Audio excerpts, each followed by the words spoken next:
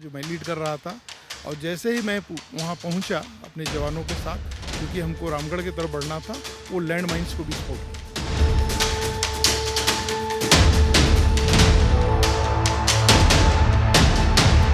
KPS Gill, JF Ribeiro, दया नायक, विजय सालास्कर, नाम आपने काफ़ी सुने होंगे, लेकिन क्या पता आप इनको पहचान नहीं पा रहे होंगे क्योंकि यह रियल लाइफ हीरोज़ हैं। अगर इनकी पहचान बतानी हो तो मैं आपको रियल लाइफ में नाम बता सकता हूँ, सिंघम। आप अब तुरंत पहचान जाएंगे सिंघम से हम किसकी बात कर रहे हैं। ये सब हैं सुपर कॉप। झारखंड में बीते दिनों कुछ ऐसा वाकया हुआ कि एक सुपर कॉप उभर कर आया है जिसकी पहचान भले आज स्थापित हुई है, लेकिन ये अपने कह सकते हैं कारनामों से सन 2004 से झारखंड पुलिस के नाम को रोशन कर रहे हैं। हमारे साथ हैं डॉक्टर प्रमोद कुमार सिंह। आज हम इनसे चर्चा करेंगे डॉक्टर प्रमोद कुमार सिंह से पीकेएस बनने तक की कहानी। सर, सबसे पहले स्वागत है आपका। Thank you. Doctor Pramod Kumar Singh, PK Singh या पीकेएस, आपको क्या पसंद है? आप जो कह लीजिए जो कह लीजिए, कोई इशू नहीं है, क्योंकि ये नाम तो मेरा ही है। चलिए, बहुत बेहतर। सबसे पहले हम शुरू करते हैं सर। सुपर कॉप, अगर झारखंड पुलिस की बात करें, आप पर जितने वरीय अधिकारी हैं, काफ़ी भरोसा है। इसकी वजह क्या रही? ये देखिए, मेरा सौभाग्य है कि पुलिस में जब सेवा के लिए हमको चुना गया, तो मैं इसको अपना सौभाग्य मानता हूँ, क्योंकि मैं आर्मी फैमिली बैकग्राउंड से हूँ और मैं वर्दी का मतलब समर्पण और डिवोशन मानता हूँ। क्योंकि यूनिफॉर्म पहनने का तभी हमको सौभाग्य मिलता है, तो फिर इस तरह की चीज़ें जो भी आती है, पुलिस के लिए चुनौतीपूर्ण सिचुएशन आता है, उसके विपरीत परिस्थिति में हमको काम करना है। तो ये मेरा पुलिस के लिए जो टेम्परामेंट होना चाहिए, हमको अपने विरासत में मिला है। और कहीं न कहीं आपको मैंने बताया कि यदि आर्मी फैमिली से मैं हूँ, तो और बेहतर तरीके से मैं अपने आप को इसमें जो है खतरा देख के अकेले निकल पड़ते हैं अपराधियों से भिड़ने के लिए। आपका इतिहास पुराना रहा है। मंगरदाहा घाटी की घटना, जहां ट्रक में बैठकर सादी वर्दी में आप गए थे और आपने डकैतों का खात्मा किया था, जिसके बाद माना यह जाता है कि मंगरदाहा घाटी में डकैतियां बंद हो गई थी। क्या है वो कहानी?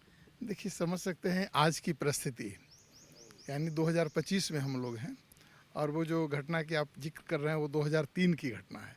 तो आप समझ सकते हैं कि हम लोग बिल्कुल उस समय संसाधन विहीन थे। और दूसरी चीज़ें हैं कि कोई भी घटना घटती है तो परिस्थिति के अनुसार आपको डिसीजन लेना पड़ता है। तो मेरा ये शुरू से रहा कि मैं जैसे भी हूँ, यूनिफॉर्म में रहूँ या सिविल में रहूँ, यदि समय को बचाना है तो जो परिस्थिति है उसी के अनुकूल हमको जवाब देना होगा और रिटेलिएट करना होगा। मेरे को आज भी याद है, स्मरण है कि जब मंगरदाहा की बात आपने की, तो उसमें मैं चैनपुर ऑफिसर इंचार्ज था।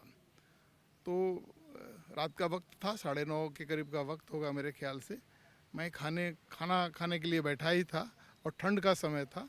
मेरे को सूचना आई, एक व्यक्ति को जिसको उन लोगों ने ओवर पावर करना चाहा, वो गाड़ी बैक करके किसी तरह से भागने में सफल हुआ। वो मेरे को बोला कि सर, मैं लूटता हुआ बच गया और काफ़ी लोग को लूटा जा रहा है, मारा जा रहा है। तो हमारे लिए तो बड़ा चुनौतीपूर्ण है, क्योंकि कहीं ना कहीं जवाबदेही है, सरकार हमको बैठाई है, तो उस दायित्व को पूरा करना है। जिस हालत में हम थे, आप देखेंगे तो उस समय जो मेरे जवान थे हाफ पैंट में थे, ट्राउजर में थे, मैं भी एकदम फॉर्मल ड्रेस में था। क्योंकि अब तो वो 10 से 15 मिनट का वो खेला होता है, तो उस परिस्थिति में मेरे पास कोई विकल्प नहीं था। क्योंकि मैं पैदल जाऊंगा तो भी कुछ नहीं कर पाऊंगा, यदि अपनी गाड़ी से जाऊंगा तो कहीं ना कहीं पुलिस का जैसे ही उनको थोड़ा सा भी बोध होगा तो वो भाग जाएंगे। तो इसलिए एक ट्रक था लगा हुआ, और वो ट्रक ड्राइवर को मैंने रिक्वेस्ट करके बोला कि भाई, थोड़ा सा लोगों को बचाना है, तो इसमें थोड़ा हमारा सहयोग करो, मदद दो। वो गया मेरे साथ। मेरे लड़के हुड पे बैठे हुए थे, पीछे बैठे हुए थे, आगे बैठा हुआ था। जैसे मैं पहुंचा था तो अब उस समय चढ़ाव हुआ करता था, अभी तो रोड सुनते हैं काफ़ी अच्छी हो गई है। जैसे मैं पहुंचा, मेरे ट्रक पे बॉम्ब मारा। संजोग था ऊपर वाले का कि कोई क्षति नहीं हुई, गाड़ी डैमेज हुई, शीशा फूट गया, जो भी हुआ। और उसके बाद दोनों तरफ से गोलियां चलनी शुरू हुई। हमारे उसमें कप्तान थे मीना साहब, मुरारीलाल मीना साहब, उनका ज़बरदस्त मोटिवेशन था और हम लोग सफल रहे। दोनों तरफ से गोलियां चली, हमको लगता है 10 से 15 मिनट गोलियां चली होगी। और उसमें 3 या 4 लोग हलाक हुए और 2 लोग बाद में पकड़े गए जिनको गोली लगी थी। बड़ा अच्छा वाक़या था। चलिए, मंगरदाहा में जो डकैत थे उनका खात्मा किया। एक घटना मुझे अभी भी संज्ञान में है, नक्सली की हत्या करके बुलेट पे आप लेके थाना पहुंच गए थे, क्या मामला था? देखिए, उससे पहले उसको जानने के लिए पहले और थोड़ा गर्त में आपको जाना होगा। उससे पहले हमारे परम वरिष्ठ पदाधिकारी नवीन सर उस समय थे मेरे ख्याल से, पुलिस अधीक्षक पलामू हुआ करते थे, तो अभी बाहर हैं। तो जब हम लोग का क्राइम मीटिंग चल रहा था उसी समय एक सूचना आई थी कि रामगढ़ एक बस्ती है, वहाँ भी तो थाना बन गया है मेरे ख्याल से, थाना बन गया पलामू में ही है। तो सूचना आई थी कि कुछ उग्रवादी जो है गांव को घेर करके आग लगाना चाह रहे हैं और लोगों को मारना चाह रहे हैं। तो बड़ा सेंसिटिव इन्फॉर्मेशन था। तो एसपी सर ने हमको जवाबदेही दी कि प्रमोद ऐसा करो और 2 ऑफिसर इंचार्ज को ले लो और इसको कोऑर्डिनेट करो। तो ऑफिसर इंचार्ज चैनपुर, उसमें मैं विश्रामपुर ओसी हुआ करता था। हम लोग जब वहाँ के लिए मूव करना था तो एक हमारे सीमावर्ती थाना क्षेत्र के ही ऑफिसर इंचार्ज थे, बोले कि सर मैं 407 से चला जाऊँगा। तो मैंने बिल्कुल उसका विरोध किया। मैंने सीधा बोला कि 407 से मैं नहीं जाऊँगा भाई। तो इवन कि हमको बोला गया कि क्यों, डर गए क्या? हम बोले सर 407 से क्यों जाऊँगा। 1999 में जब लोकसभा इलेक्शन था तो वहाँ 19 पुलिसकर्मी मारे गए हैं। चूँकि रोड जो है अनमेटल्ड है, दोनों तरफ जंगल पहाड़ी है, और वही जिसकी बात आपने कर रहा वो अंधेरी डोड़ा जहाँ अभी घटना घटी है। तो वो एंटी लैंड माइंस आया, 2 गाड़ी आई, एक गाड़ी में मैं था जो मैं लीड कर रहा था। और जैसे ही मैं वहाँ पहुँचा अपने जवानों के साथ, चूँकि हमको रामगढ़ की तरफ बढ़ना था, वो लैंड माइंस को विस्फोट किया और इसमें बुरी तरह से 4-5 जवान हमारे जख्मी हुए। जब लैंड माइंस जो नक्सल के द्वारा लगाया जाता है वो काफ़ी सेंसिटिव एक्सप्लोसिव होता है। इसके बावजूद भी हम लोग ने अपने धैर्य को बनाए रखा और दूसरे जो उग्रवादी लोग हैं उनके दिमाग में बात गई कि मैंने बम फोड़ दिया है तो लोग हताहत हो गए होंगे, मर गए होंगे। लेकिन मैंने एक बात कहा कि जब तक थोड़ा सा भी जान बचेगा मैं अंतिम गोली तक लड़ूंगा। ये मेरा स्टेटमेंट था उस समय भी, और वही हुआ। मेरे घायल जवान और हम लोग लड़ाई लड़े और इवन कि उसका जो पीछे का जो गेट था वो डैमेज हो गया था। तो उसके पीछे हमको लगता है 10 बाई 12 का डायमीटर बन गया होगा। अल्टीमेटली एक जवान उसमें मेरा शहीद हुआ था। वो चूँकि जो बम फूटा उसमें एक एंगल टूट करके उसके सर के अंदर लग गया था, उसमें वही था। वो चूँकि वो घटना और जो आप बता रहे हैं बुलेट या मोटरसाइकिल की बात बता रहे हैं, वो दोनों घटना एक दूसरे से जुड़ा हुआ है। उसमें वही एक्सट्रीमिस्ट था जो मेरे को लैंड माइंस में उड़ाया था। मेरा एक जवान को हमने खोया, फिर उसी गड्ढे में जंप करके हम लोग आधे घंटे तक लड़ाई लड़े और हम लोग विजय रहे। हमारा एक जवान शहीद हुआ, बट हम लोग अपने हथियार को बचाए और लड़ने में कामयाब। प्रमोद जी, कहा यह जाता है कि जहाँ मुसीबत होती है आप वहाँ नहीं पहुँचते, जहाँ आप रहते हैं मुसीबत वहाँ आ जाती है। धनबाद मुथूट बैंक डकैती, वहाँ आप संजोगवश थे। तो देखिए, अब धनबाद और बोकारो उस शहर में तो प्राय आदमी चलता है कि इस तरह की चीज़ें नहीं होती है, लेकिन अब संयोग है। जैसे आप समझ सकते हैं कि मैं बैंक मोड़ थानेदार था वहाँ पे, तो वहाँ आपको 9:45 में हमको सूचना आती है। पब्लिक को अपने आप से आपको जोड़ना पड़ेगा। जब तक पब्लिक भरोसा नहीं करेगी, तब ट्रस्ट नहीं करेगी, तब तक इन्फॉर्मेशन आपके पास शेयर होगा नहीं। तो ये चीज़ें बहुत ज़रूरी, जो हम समझते हैं कि हम लोग को ट्रेनिंग दिया जाता है, हम लोग को सिखाया जाता है कि एक पुलिस के ऑफिसर के रूप में आम लोगों को कैसे अपने आप से जोड़ सकते हो और उसको कैसे विश्वास में ले सकते हो। यदि ये चीज़ें हम नहीं कर पाएंगे तो हम एक सक्सेस पुलिस ऑफिसर नहीं हो सकते हैं, जो हमारी समझ है। तो देखिए, 9:45 का वक्त होगा मेरे ख्याल से, चूँकि हम लोग थोड़ा सा शहर के थानेदार रहते हैं तो लेट लतीफ़ रहते हैं। तो सूचना मिली हमको 9:45 में कि कुछ आपराधिक गतिविधि के लोग हैं जो वहाँ पे नज़र आ रहे हैं बैंक के पास। तो आप समझ सकते हैं कि 9:45 में बैंक भी नहीं खुलती है, साफ सफाई। आपको इंटेल मिल गया था? हाँ, संकेत मिला था, बट उसको मैंने सीरियसली लगा कि 9:45 में तो बैंक खुलती नहीं है। लेकिन फिर वही इन्फॉर्मेशन रिपीट हुआ कि सर वो कुछ सीढ़ी से ऊपर चढ़ा है, आप लग रहा है कुछ गड़बड़ है। तब तक मैं अपने आप को लगा कि नहीं, जब बार बार इंटीमेशन आ रहा है कहीं ना कहीं गड़बड़ है, मैं जस्ट राइफल लेके उतरा। मैंने देखा कि कोई सामने नज़र नहीं आ रहा है, क्योंकि देर रात में ही लौटा था तो जवान भी सोए हुए थे, कोई उस तरह की तैयारी नहीं थी। तो जिस हालत में मैंने था, मैं अपना AK-47 उठाया और अपना चल दिया।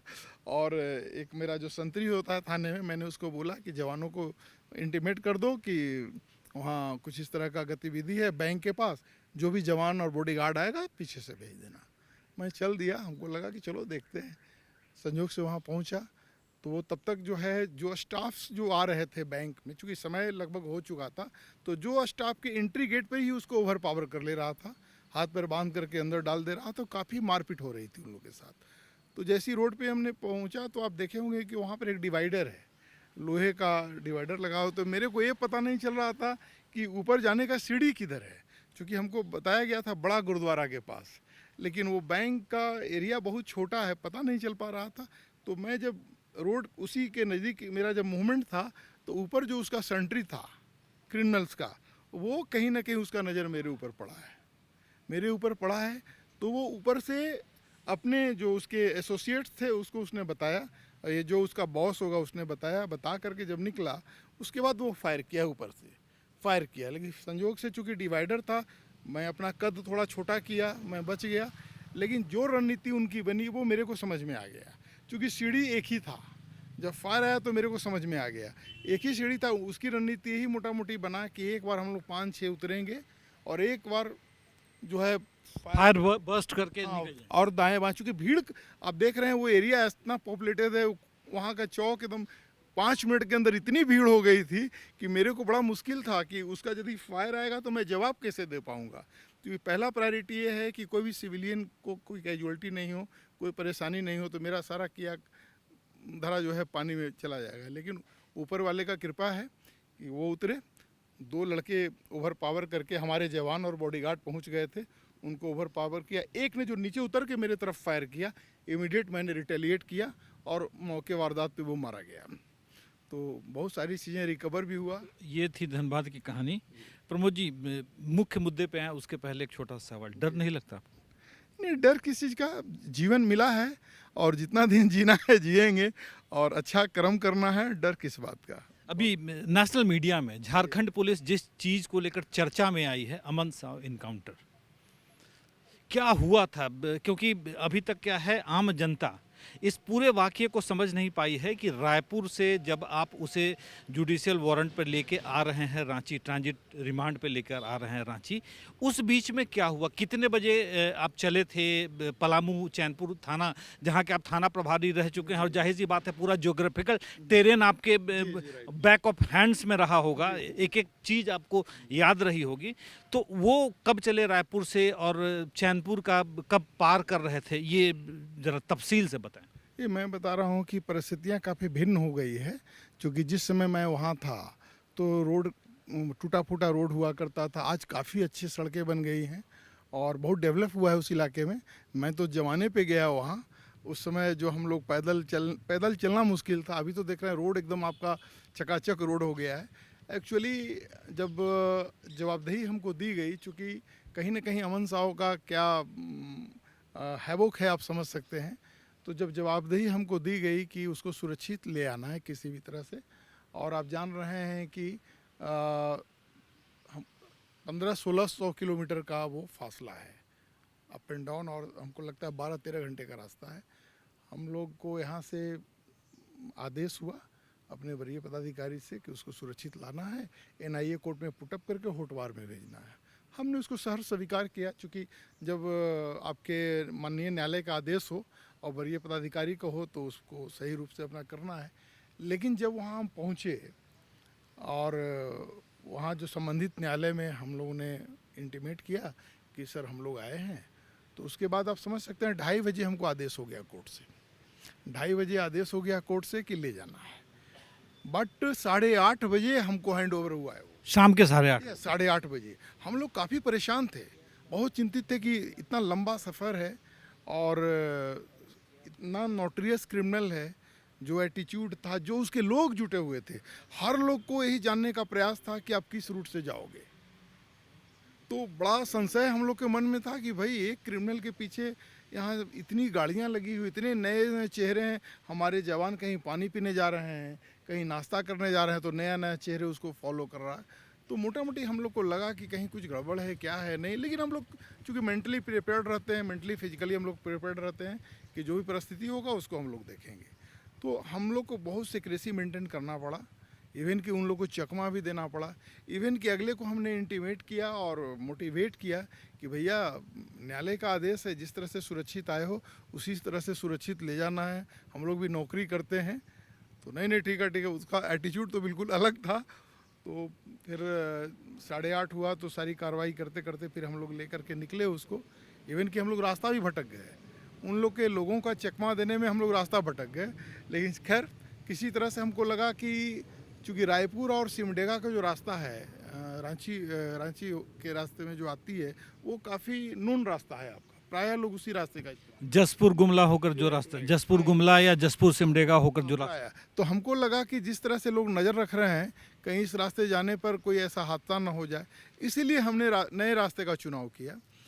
हम लोग अंबिकापुर और रामानुजगंज होते हुए आपका पलामू का पता चला कि पलामू का रास्ता भी काफ़ी अभी अच्छा हो गया है, उसी रास्ते से हम लोग लेकर के चले उसको। तो लगातार हम लोग चल रहे थे कि पहले इसको सही जगह पहुंचाना है। लेकिन जैसे ही करीब वक्त होगा मेरे ख्याल से 10 बजे का लगभग बस वक्त होगा, जैसे ही अंधेरी ढोड़ा जो बोल रहे हैं, जो पुराना जगह था, वहाँ पे एक कलवर्ट है आपका, एकदम तीखा मोड़ है। हमारी गाड़ी काफ़ी रफ्तार में थी, क्योंकि लग रहा था कि भाई जल्दी अपने मंजिल की तरफ पहुँचना है। तो जैसी कलवर्ट से हम लोग आगे बढ़े हैं, तड़ातड़ 3 बम चला। लेकिन संजोग से गाड़ियाँ काफ़ी रफ्तार में थी, तो जो बम चला वो गाड़ी को टारगेट नहीं कर पाया। तो चूँकि वो जो है अमन बीच में बैठा हुआ था, मैं 1 नंबर में था, चूँकि एज ए लीडर हर चीज़ को लीड करना पड़ेगा। बीच की गाड़ी में वो था, पीछे एक गाड़ी स्कॉट कर रहा था। पीछे वाली गाड़ी तो काफ़ी दूर रह गई, बट बीच वाली जो गाड़ी थी उस पर टारगेट किया, लग नहीं पाया। जब 3 बम 3 जगह फटा तो हमारे जवान, चूँकि मैं जहाँ भी रहता हूँ मैं अपने जवान के ही बल पे ज़िंदा रहता हूँ। हमारे जवान बहुत अच्छे हैं, जो भी लोग हैं, तो तुरंत ले करके उसको नीचे गाड़ी से जंप किया। तब तक हम भी दौड़ते हुए वहाँ पहुँचे, तब तक तो दोनों तरफ से फायरिंग शुरू हो गई। इसी का एक लड़का मेरा है विजय, कांस्टेबल विजय। इसी जो कि जब बम चल रहा हो, गोली चल रहा हो, तो बड़ा विषम परिस्थिति रहता है। अपने आप को ही बचाना है, जो जुडिशियल कस्टडी में है उसको भी बचाना है, क्योंकि उसके एक हाथ में हैंडकैप लगा हुआ था, रस्सा अपने हाथ में लपेटा हुआ था, उसी को झटका दे करके उसने राइफल छीना। क्योंकि हम लोग तो सोच रहे हैं कि भाई तुम बचो, लेकिन इस नज़ाकत का वो फ़ायदा उठा करके इंसास राइफल लेकर के भागने का प्रयास किया। तब तक मैंने उसको बोला कि अरे रुक जाओ। अब कोई चारा नहीं, तब तक वो फायर किया, मेरे जवान को पैर में गोली लगी। फिर इसने एक राउंड मारा, उसको गोली लगी। तब तो कोई विकल्प बचा नहीं, तो जवाबी कार्रवाई हुई। जवाबी कार्रवाई में वो मारा गया। फिर स्थानीय प्रशासन को हमने सूचित किया कि इस तरह की सिचुएशन है। क्रॉस फायरिंग में अंदाजा लगा कि उनकी तरफ से कितने लोग थे वहाँ पर मौजूद? बिकॉज आप तो एक्सपर्ट रहे हैं, अंदाजा लग जाता है कि 5 से 6, चूँकि जो भी बम चला है अलग अलग बम चलाने में हमको लगता है आपका 30 से 35 मीटर का डिस्टेंस है। क्रूड बम थे या कुछ हाईली एक्सप्लोसिव डिवाइस? नहीं, कंट्री मेड बम ही था। बट तीनों बम का जो डायरेक्शन है, जो डिस्टेंस है, हमको लगता है 40-35 मीटर का दूरी पे है। और गोलियां चलने का इवन कि मेरे को एक पक्की आइडिया है कि उसके कुछ एसोसिएट को भी गोली लगी है। अब तो चूंकि FSL टीम वहाँ से ब्लड सैंपल वगैरह सब उठाई है, वो जांच में स्पष्ट हो जाएगा। उसको एसोसिएट को निश्चित रूप से गोली लगी है। आपने चूंकि स्पॉट को बाद में भी मुआयना जरूर किया होगा, उनकी जो गोलियां चली हैं वो सोफिस्टिकेटेड वेपन थे या कोई देसी? सोफिस्टिकेटेड वेपन थे। ये अमन साहू की कहानी, अमन साहू का खात्मा। अब एक सबसे बड़ा सवाल, जैसे आपने बताया आपके वरीय अधिकारियों का आप पर काफ़ी भरोसा रहा है। हम देख रहे हैं आपके टीम के जो लोग हैं ये बहुत लंबे अरसे से आपके साथ जुड़े हुए हैं और एक एक घटना इन लोगों को याद है। तो आपका आपके नीचे जो कर्मचारी हैं, आपके सहयोगी हैं, वो किस तरीके से आपके साथ हर कदम से कदम आपका साथ निभाते हैं? बहुत ओरिएंटेड, बहुत डिवोटी। हम लोग बोलते हैं कि यदि हम लोग एक दूसरे के सास हैं, आप समझ लीजिए कि यदि हम लोग इवन ये भी कहते हैं कि लगता है कि हम कहीं पीछे हट जाएंगे, तो उस परिस्थिति में मेरे ऊपर क्या कार्रवाई होनी चाहिए, थोड़ा भी संकोच मत करना। क्योंकि हम लोग एकदम एक जान है, मतलब एक टीम है कि हम लोग किसी के साथ नहीं छोड़ सकते। हम लोग मरना पसंद करेंगे एक साथ लड़ करके, लेकिन किसी का साथ हम लोग छोड़ ही नहीं सकते हैं। मैदान छोड़ के हम लोग भाग ही नहीं सकते हैं। एक बहुत ओरिएंटेड और बहुत विश्वास, अद्भुत विश्वास है हम लोगों के बीच में, और ये हर टीम भावना नहीं रहेगी तो आप काम नहीं कर पाएंगे। 1994 के बैच के आप सब इंस्पेक्टर के तौर पे आपने झारखंड पुलिस को ज्वाइन किया था, वहाँ से लेकर आज डीएसपी तक का सफ़र आपने तय किया है। कुछ घटनाएं ऐसी हैं जो कि पब्लिक डोमेन में हैं, उमंग अजहा की बात कर लें या चैनपुर की बात कर लें या अमन साहू की बात कर लें, इसके अलावा कोई ऐसी घटना प्रमोद जी जो पब्लिक डोमेन में अभी तक नहीं आई हो? बहुत सारी घटनाएं हैं, ये तो सिर्फ इनकाउंटर की बात है। पहला चीज़ क्या है, बहुत ऐसी चीज़ें आई है, बहुत ऐसा टर्निंग पॉइंट आया है कि गोलियां चल रही है, बट वो अपराधी है, उग्रवादी, उसने बोला कि सर एक मौका, हमने उसको हाथों हाथ लिया है और वो आदमी आज मजदूरी कर रहा है। आपने जैसे सुना होगा, एक एरिया कमांडर हुआ करता था विजय चौरसिया, और वो लातेहार में आपको ट्रेन लूटा था और पुलिस के साथ ज़बरदस्त मुठभेड़ हुई थी, लेकिन वो ग्रेजुएट है। और जब विषम परिस्थिति में गोली चली और वो फंस गया और गिर गया, तो बोला सर, मैं वहाँ से बोल रहा है वो, मैं ग्रेजुएट हूँ सर, मेरी बात को सुनने का प्रयास करोगे सर, मेरे को एक मौका दो। हमने कहा बिल्कुल मौका देंगे। आज वो व्यक्ति जो है सामान्य मुख्य धारा में शामिल होकर के और मजदूरी करके अपने बच्चों और परिवार, बहुत सारी ऐसी घटनाएं। क्योंकि इनकाउंटर तो एक रेयर है और विषम चीज़ है। इनकाउंटर किसको पसंद है? मेरे को भी पसंद है। मेरे को भी दर्द होता है कि यही नवयुवक यदि पढ़ लिख करके और सही फौज में होता है, पुलिस में होता है, या मान ली, देखिए होता क्या, इस तरह के टेम्परामेंट के लोग कहीं ना कहीं मजबूत तो होते ही हैं, आप समझ सकते हैं। गोली चलाना और गोली मारना कोई सामान्य बात नहीं है। तो हमको लगता है यदि सही दिशा में ही काम करते तो कहीं ना कहीं एक पार्ट ऑफ सोसाइटी बनते।